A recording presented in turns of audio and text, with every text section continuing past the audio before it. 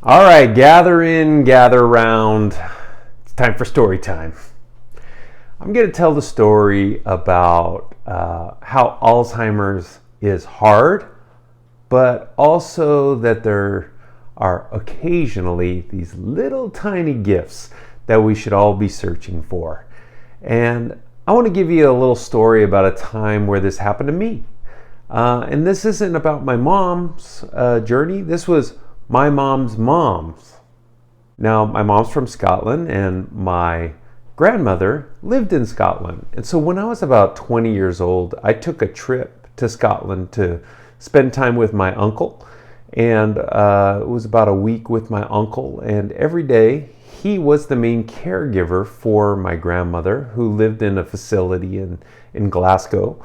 And we would go visit her once a day and check in on her. Now, my grandmother had severe Alzheimer at that point, could not communicate.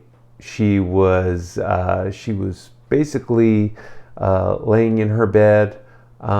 She had her eyes open. You could tell that there was some thought going on in her head, and she would laugh every once in a while, although nobody was telling a joke. So it was a situation where she was happy, but she was getting close to the end of her life.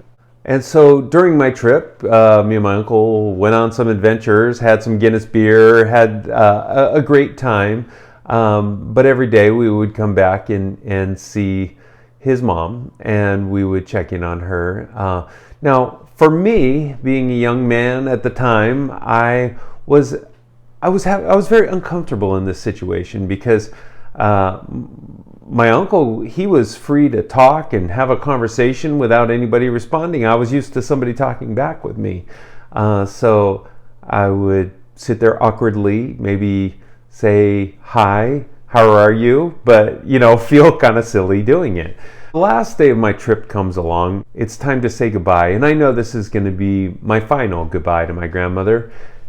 And so I kind of sat next to her, and my uncle, of course, he was very handy. He was helping other people, pushing wheelchairs, setting up a TV for somebody, and I was sitting there awkwardly with my grandmother, who couldn't communicate back to me, and I was telling her that I'm going on the airplane today. And David come walking back in, and he's just like, "Hey, I got to do one more thing." And, I was kind of getting ready to walk out and go catch my ride to the airport.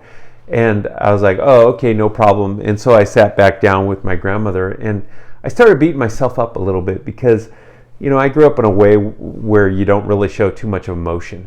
We weren't huggy. We weren't a huggy family. We certainly didn't say "I love you" a lot, if ever. And I sat there and I was just like, "This is stupid. Like, I should be saying "I love you" and making kissing her on the cheek or something. So beating myself up a little bit. And so I'm sitting there and I go, "Okay, well, I'll do it." And so I looked down at my grandmother and I was like, "Well, this is gonna be the last time I'm gonna see you, and I just want you to know that I love you, and I just want to say goodbye." And I leaned down to give her a kiss, and she moves her mouth over to kiss me on the cheek, and she grabbed me by the wrist, and she looks at me and says, "Bye-bye." And David walks in at this moment, and David goes, "Did she just say something to you?" And I said, "Yeah, she just said goodbye." And he's just like, "She hasn't talked to anybody in over a year." And I was like, "Oh." And he starts, Mom, say something, bye. Did you say goodbye to David?" And she was completely out. And as far as I know, she had never said another word to anybody.